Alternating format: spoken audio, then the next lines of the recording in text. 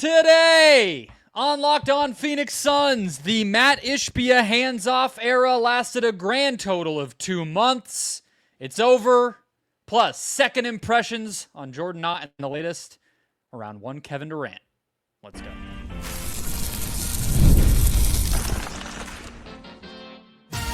You are Locked On Suns, your daily Phoenix Suns podcast, part of the Locked On Podcast Network, your team every day.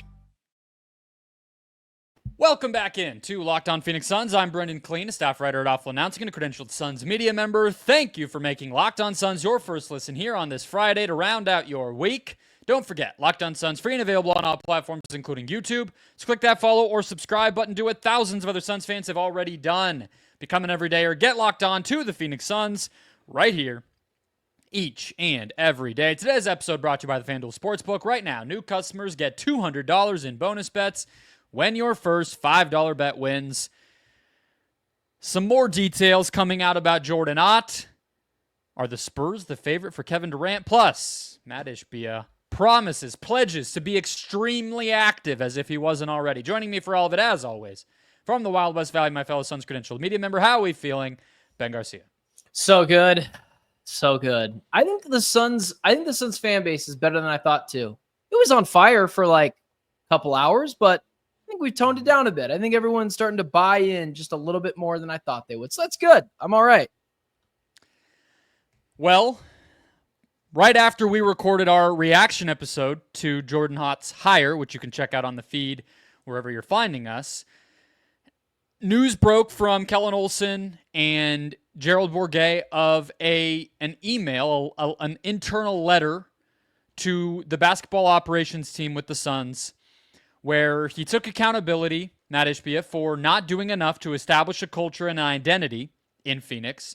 He wrote in the letter that he tried running the typical NBA owner playbook of hiring experts, signing checks, and getting out of the way, but no one was happy with that. So, going forward, he intends to be, quote, extremely active in the decisions and management of the team.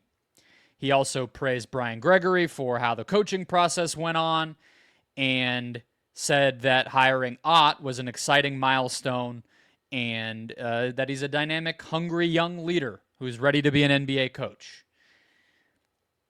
I tried to read all of that without any inflection of my perspective or take on it, Ben, but you mentioned Suns fans being on fire. I think this was a big part of it.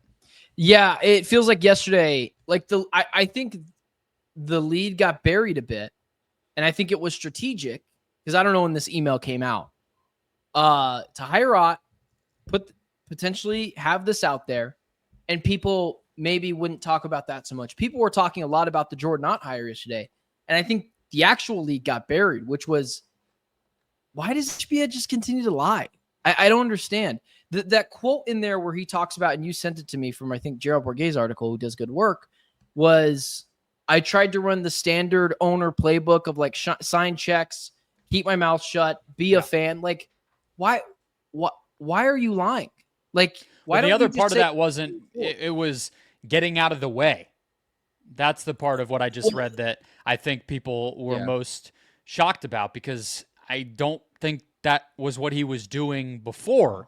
If you want to, like, we can talk, and I know you have thoughts on going forward, him being more involved, but the part of it to me is, I don't think it's crazy. If it's not lying, then he just thinks we all lost our long-term memory or something, because he has not gotten out of the way. That's not a factual way to describe what his first 2.5 years as owner have been. The first thing he did was trade for Kevin Durant. It's very well documented that he was the one that pushed it over the line, and I will never fault him for that. It was an aggressive move. The Suns had fallen off a cliff after that second round of, well, not fallen off a cliff, but we're not the same team that they were going from the finals. At that point was a year and a half ago. Yeah. Like, I'll never fault him for that, but own it. And it's one of those things where I'm like, if you want to be a meddling owner, that's fine, but don't lie. And this is, I guess, where I would ask you, and I guess you can bring up what we talked about pre-show of, like, if he wants to be a meddling owner, that's fine. But How does he not see the history of this?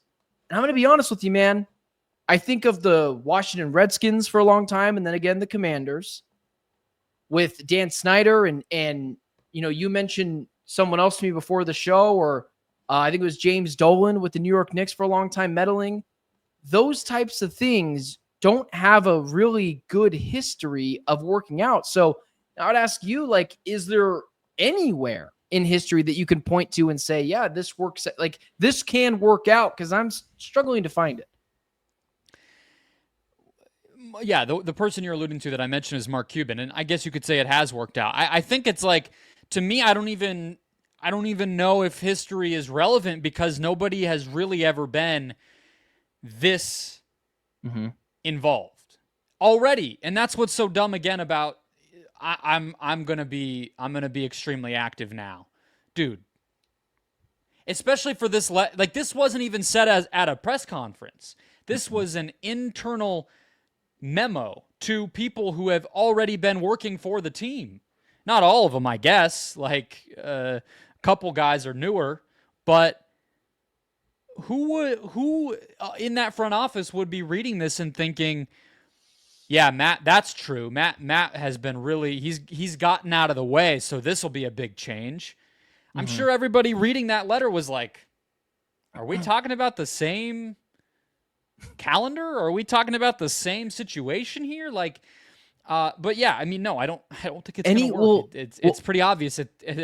It's not the best way to do things. Am I going to sit here and guarantee that they never win a championship as long as Ishbia owns the team or something? No, I'm not. No, I'm not a lunatic, but no, it's not the best way to do it. It's not the best way to run a company. It's not the best way to run a sports team. It's not the best way to parent a child. Like, we all know this. We don't even have to map it out. Yeah, and so I guess I would say any way you slice it, it's wrong. Which means, let's say that, someone else was calling the shots. He wasn't. Okay, who was it? Because we know it wasn't James Jones. Was it Josh Bartlestein? Because that's also wrong. Like, I don't believe that either. But it's like, if you're trying to defend yourself, you're not necessarily clearing your name very much because you put people in charge that probably shouldn't have been in charge. This is what I was alluding to, the climax of it all, which is this. If Matt Ishbia didn't get the team halfway through the season in 2023, and he got it in the summertime, and he decided to clean house, and he went full Michigan State, man. And I mean, changing the logo to the Spartans, planting a flag in the middle of the court, and he went and got an MSU head coach. Let's just freaking say he hired Tom Izzo, MSU head coach, and an alumni, a GM from Michigan State, and scouts that have all went to Michigan State. And the vision was clear of what they were, because the Suns have kind of been half Michigan State, half regular NBA team run. If he would have just had this vision from the get-go, it wouldn't have been insane. New owners, new bosses, bringing their guys for different jobs. Is it possible that once he puts in his line of thinking, all Michigan State or whatever line of thinking he's thinking, that it would have been as criticized back then because new owner, no one knew anything about him? And could it have worked if you're not just going half regular NBA squad and half my people squad? If he just brought in his guys and did it his way from the get-go, do you think it would be as scrutinized? And can it work? It probably wouldn't have been as scrutinized, in my opinion, because I guess it would have been kind of expected. I mean, I said it at the time that he got. All of us were wondering. I mean, I think there were reports that first summer about Sam Presti and Bob Myers and how he was going to shoot high for bringing in a glamorous lead executive to really make his impression on the organization. So it was, I mean, I think James Jones probably felt like he was a sitting duck that whole time. I mean, it is normal to make change, right? That's not the part of it that is crazy. And so maybe if he had just done the expected thing and made change, and then it just so happened that some of the people, and we should be more specific, it's not all Michigan State. Josh Bartlestein did not attend Michigan State University. He actually went to Michigan, but it's the Pistons plus Michigan State. It's kind of, where it all boils down to. I don't know how that would have necessarily been received. Probably not positively, but maybe not quite as bad as this. As far as if it can work, I don't think so. I don't think it's going to go great. I mean, why would I change my tune on that now? I didn't love the Brian Gregory hire. I don't love the idea of Bartlestein doing a job that I don't think he was necessarily qualified for, and that seems to be largely influenced by his family connections to, Mark Bartlestein's agency and that type of stuff. And I don't like the idea of an owner being super involved, no matter if it's any pathway. I don't like it. Most owners go through this and they move on. And that's the other thing, is that by not doing what you're saying and moving this direction immediately, he's now burned through 3 years of a grace period. And so it's like, okay, now you're going to try this goofy experiment where everybody has to bleed green and white in order to get a job here. Well, what were the last 3 years? Because I didn't like that much if I'm a Suns fan either. So you're telling me I got to sit through this loony bin decision, this stuff? Like, it's I don't blame any Suns fan who's just a little tired of all of it, and I'm not super optimistic in the short term. I'll be quick about this, but I'm going to go the contrarian take a little bit on this. The meddling owner thing, I agree with you. I just can't see that working. But I can buy into the vision of giving Ishbia a year, maybe 2, to instill his guys, and maybe they're very bright basketball minds. And maybe they are just Michigan State of the Phoenix of the NBA, which I will continue to say there are worst college programs to emulate. And so I'm not out on it working. I'm skeptical. I would probably lean towards it won't, but I can see the vision of getting in your guys and writing it out with them and potentially it working one day. But I will continue to be out on the meddling owner thing. You got to establish your guys in, have trust in them, and let them do their job. Don't hire yes men who are too scared to go against you. So that's where I would go with it. Yeah, I mean, we didn't even really say either that he told us the exact opposite 2 months ago. I joked about it at the very beginning, but that's just another element that it's just, again, very, very difficult to give this guy the benefit of the doubt right now. He's talking out of both sides of his mouth, and he seems to be so, paralyzingly, or I guess not paralyzed. He's overactive. He's the opposite of paralyzed, aware of what people are saying. He just can't ignore the noise, is what it feels like. And he just has to, he changes his mind. He acts on instinct and spontaneous. It's very frustrating. Let's get to our second impressions on Jordan Ott himself. Not his fault. He happened to go to grad school at a place that benefited him. So what do we think of the coach himself? Just the coach. Next. First, today's show brought to you by FanDuel. The NBA playoffs are in full swing, and every night delivers highlight-worthy performances, major momentum shifts, and can't-miss moments. Whether it's a game-winning shot or a breakout player, there's never been a better time to get in on the action. FanDuel makes it easy to stay in the game before tip-off and even live. With player props, performance trends, and same-game parlays, fans have more ways than ever to play smart and win big. Going over to the world of the WNBA, which is a league of haves and have-nots, unfortunately for it, I guess. The Atlanta Dream on the road, minus 500 favorites over the unfortunate Connecticut Sun. Just miserable Connecticut Sun. If you're new to FanDuel, it's the perfect time to sign up. The NBA Finals are here. It's awesome to guess and predict and put your wager on all the action going on to declare a champion or get those easy wins with the WNBA. Head to FanDuel.com, place your first $5 bet. If it wins, you'll get $200 in bonus bets. So make every moment more with FanDuel, the official sports betting partner of the NBA. All right, Ben, let's keep it rolling here. So you and I both read this story from The Athletic, from Doug Haller, I should say, at The Athletic, who got some good background on Ott from people who he's worked with at Michigan State, yes, but also in Brooklyn and even a player from the Lakers and a whole bunch of different parts of his resume, his history in basketball. He talked about coming from a small town and the way that community has reacted to this. A lot of good stuff, and I believe the story is free, even though The Athletic usually makes you be a subscriber, so people should go read it. But you just have to have an account. That's what I learned. You just have to have an account. The part that jumped out to me is that this passage where he talked to a former Michigan State assistant who's now the head coach at Detroit Mercy. And Doug wrote, like, basically everybody he talked to couldn't come down on one side or the other of whether he was a defensive or offensive coach, which you and I kind of talked about yesterday. And Trayvon Bryant, who was an assistant in Brooklyn, put it most succinctly, I would say. He said, quote, "I would say Jordan is just a hell of a basketball coach. Offensively, he does some things that he has an eye for, and it's the same thing defensively. He's just a really good coach. He has a really good lens on both sides of the ball."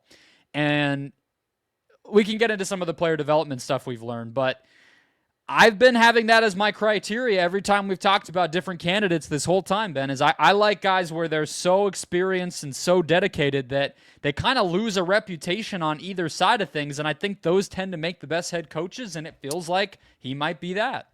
It feels like the Suns took a little bit of a risk on a guy who just, because of all the people that they reached out to, and we heard from Nash, obviously some of the people that Doug talked to in this article from The Athletic, Booker, it feels like everyone is kind of saying the same thing of, like, even the guy I talked to over Locked On Cavs, he's raw, but you can just tell he's a basketball mind. And this is kind of the thing I was telling you before the show, is like, I wish we could hear more about what Nash and Booker really thought of the guy, although I doubt we'll ever get that, because Ott feels like the guy who has done all the things correctly and might be a little immature when it comes to being a head basketball coach, but everyone's just like, hire this guy, hire this guy, hire this guy. He'll get it figured out, even if he's a little immature at first. And it makes me buy more into Jordan Ott, because I think myself, and I'm not special with this, relate to people who had to work really hard, even to get to this stage where I'm on Locked On Phoenix Suns, or people in any craft where people talk about it, like some of the quotes, he came up the hard way. There's no silver spoon with that guy, which is something I really relate to, and he's earned it.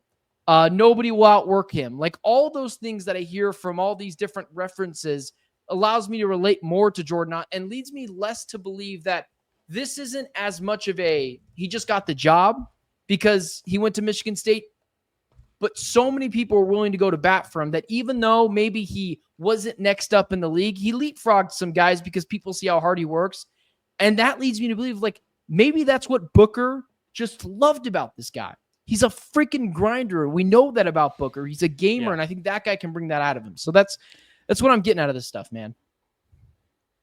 Yeah, every example we've compared Ott to, whether you're talking about JJ Redick, they've all had early learning curves, right? Where that young age and lack of experience might have bitten them. Like JJ he stormed out of the press conference. He had that game where he played everybody the whole second half and got criticized for it and couldn't really handle that, having to answer for his decision on that one. Or, Missoula, there were, that people would get on him about the timeouts, and he was pretty open about that. And, obviously he still gets criticized about them taking so many threes and being so stuck to that style. And I mean, Daigneault, we didn't even his learning curve was when they sucked, so we didn't even care. But I'm sure there were a million things he went through for the first 3-4 years before finally that was a team that was on the cusp of a championship like they are now. So that's totally normal.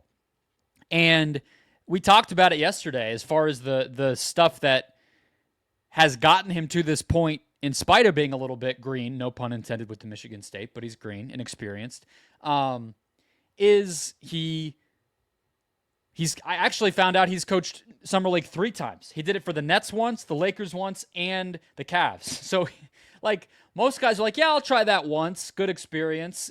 He's like, I'll do it every single year. You tell me. He was about to do it again in Cleveland this summer, and he had to back out.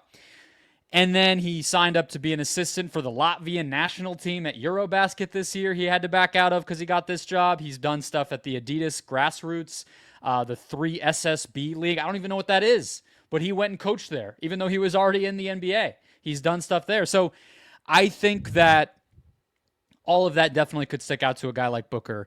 And to get to the player development side of things that you and I were able to kind of glean from the info that's come out about him in the past 24 hours or so, there was a podcast episode over at Cleveland.com. Chris Fedor, who's the Cavs beat writer, talked about how important Ott was to Evan Mobley's development this past season, where he really finally realized his potential. Said that the guy that was given the responsibility to oversee the most important player in the organization, his development, was Jordan Ott. That's how much Kenny Atkinson trusts Jordan Ott. Now, Doug Haller had another tidbit in his article that we were just mentioning, where he wrote about how people around the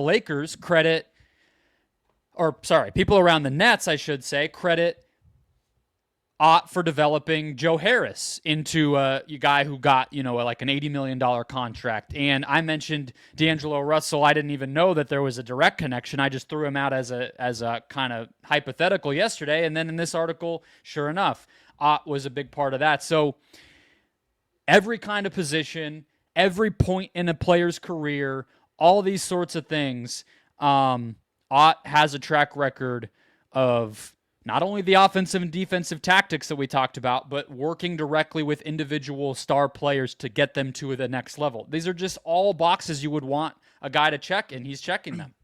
So I like, shame on me. I mentioned this, and maybe it's not fair.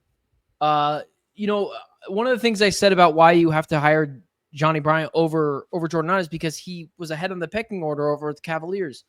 But how is Jordan Ott ever going to hop that guy? Like, you're not going to the only way Jordan Ott became the associate head coach would be if Johnny Bryant left. Like, Johnny Bryant was there before him, if I'm not mistaken. They both came over this year, so maybe not this year would have been the best example, but every year my point is, why couldn't they just have two associate head coaches? Like, forget all the other stuff. I don't think that typically happens, but yeah. No. My point is, like, my point is saying, like, why do we have to look at it like they only had one? Why? Maybe they just had two super bright guys. Sure. And you talk about the Evan Mobley stuff, man. I texted this to you yesterday, and I just am curious. Do you think that has played a hand in some of the Suns' talks of, like, the players they want to get back in the Kevin Durant trade? Like, maybe a center or even a big is synonymous with the work that the Suns have seen that he's done with Evan Mobley as well, that maybe that they're already trying to fit a team together that would fit Ott's style of play. Do you think that has anything to do with it? Or is it just like, it just shows that he's really good with players and developing them? Yeah. I mean, if you would, like, some guys in the NBA are big man coaches. Mm-hmm. Like when Mark Bryant was here under Monty Williams, he worked with Ayton and the bigs. That was like his job. One of the main things he did. Unless it's like that, I don't care what position the guys play, especially now that we're seeing D'Angelo Russell, Joe Harris. That's a guard, a wing, and a big.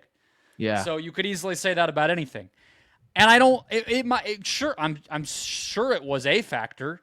I mean, bigs in the NBA these days are asked to do 100 different things and be way more versatile than they've ever had to be. So getting a guy in the building who understands that and might be able to get something more out of rookie centers or young centers, that's a good thing. But I doubt it's high on the list. I mean, they probably hired him because of all the other 15 things we've already talked about. I doubt that's what got it over the edge or anything. But I mean, it doesn't hurt. Well, the track record's just really great, man. The first thing you when you texted me, it was the Joe Harris. I immediately go back. I was like, Joe Harris, when he was like shooting like 50% from the 3-point line during his time that he's there, like, Joe Harris was a very serviceable player until you had mentioned as well to me over text. It's like before he blew out his ankle. Evan Mobley, Austin Reeves, D'Angelo Russell, having Russell fit into that team that went to the Western Conference Finals. Like, you're talking about second impressions. The guy has only won me over more in the next 24 hours, which is just, that's what the PR is supposed to do. But it's better than the other direction. Like, this is what was supposed to happen, make me buy into him more. But it's better than the other way, is the way I would put it. More and more noise around the San Antonio Spurs as a potential Kevin Durant destination from Gambo, from people nationally. Are they the favorites? We'll answer that next.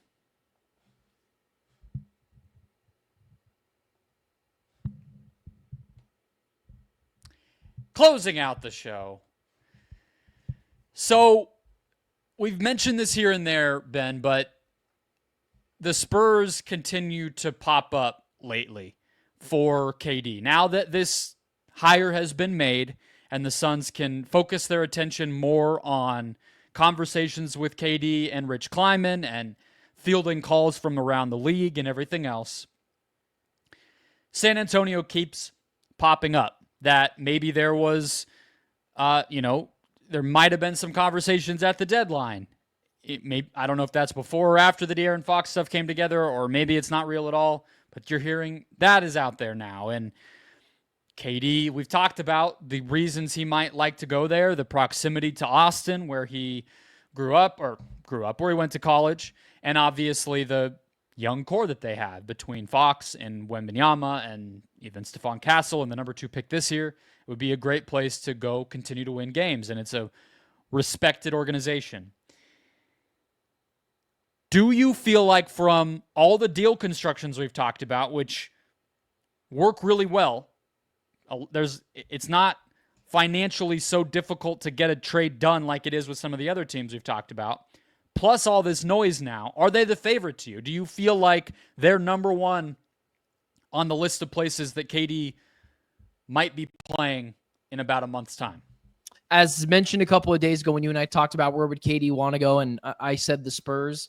Now with sort of some of the leaking coming out, like, it makes sense for some of the reasons that I mentioned the other day. Like, not going to have to gut the roster. You could go for it now and still have picks to maybe go for it again later, push all the chips on the table for, I don't know, man, maybe Luka becomes a free agent 4 years from now. Like, that's not really the point. It's just like, it doesn't limit your window to now. It could also be later. And I didn't mention this before the show, but Gambo yesterday, I'm listening to the radio, when he reported a couple of days ago that the Suns and Spurs, like, there is clear interest there between both teams and Kevin Durant with the Spurs. Gambo's very vocal about KD will reach out to him if something's wrong or just, talk to him about other stuff. He mentioned on the air yesterday, he reported that and heard nothing from Kevin Durant's camp. And normally he would, which leads me to believe that this is the number one spot for Kevin Durant. And in my opinion, it makes the most sense for Kevin Durant. On top of asking you, do you think this is the favorite as well? Will the Spurs give up what we want them to give up to satisfy our needs in a Kevin Durant trade? That's the thing. I mean, it just... Some people are really not for it. Revisiting just them as a team and everything and thinking about it more. I'm actually like, I'm retroactively mad at how little they had to give up to get De'Aaron Fox. It actually, like, it kind of pisses me off because I have the trade up again right here. They gave up. Basically, the only stuff of value that they gave up, their own 2027 first-round pick. You could tell me that that's it. They gave up Zach Collins, Trey Jones, a guy named Sidi Sissoko, who they had drafted in the second round a few years ago, and then a whole bunch of picks that weren't theirs, including giving the Bulls back their own pick, which was kind of the centerpiece because the Bulls ended up getting involved for whatever reason, on top of everything else, because the Kings suck at making trades. So it was so predetermined, and nobody else even tried to call up Sacramento and say, hey, you don't have to do what Rich Paul tells you to do. Go ahead and trade him to us because we'll make a better bid. And it didn't even happen. So whatever. That creates a situation now, though, where they still have all this stuff to get KD, And I mean, I understand your point. Like, they can do it without gutting the team. I think KD's window is so short that it might not matter how much other stuff that they have. They're probably in a 2-year type of thing, which is a little bit of why I was skeptical and still am not fully convinced that it's like a done deal that he's going there. Is I just don't think this team's going to win a championship in the next couple seasons. Maybe it's not about that. Like, maybe it's about getting experience. Like, my point is, if they give up, them? like, maybe it's about getting experience. Well, I'm talking like about him. I of course they should trade for Kevin Durant if he wants to come over there. Why would you not? But I'm saying for him, we've talked all summer that the history of the NBA tells us where he wants to be is going to really sway this, and I'm still not fully convinced of why. Of course he wants to go. You just said, he hasn't disputed that or through the grapevine or directly on Twitter like he does sometimes or whatever. But this is the place he wants to go most? That part I'm still a little squeaky on. I'm not sure. Well, that's fair, but I don't think you're thinking like Kevin Durant. I don't mean this as a rag at Kevin Durant. He is like he calls himself, like, the other day he replied to someone on Twitter and said, "You have your own idea of the GOAT. I think I'm the GOAT." Like, he thinks he's the greatest basketball player ever. If you think you're the greatest basketball player ever, and I don't doubt in the world that he thinks he is, not just like in his mind, but like in his heart as well, why can't he in his mind take the Spurs to a championship? Like, you and I both think probably not the case. I do think that they're going to be very viable. And for the Spurs, they get that very valuable experience that Wemby needs and even Fox needs. He's been to the playoffs one time and lost in the first round. I think that KD thinks he can do that.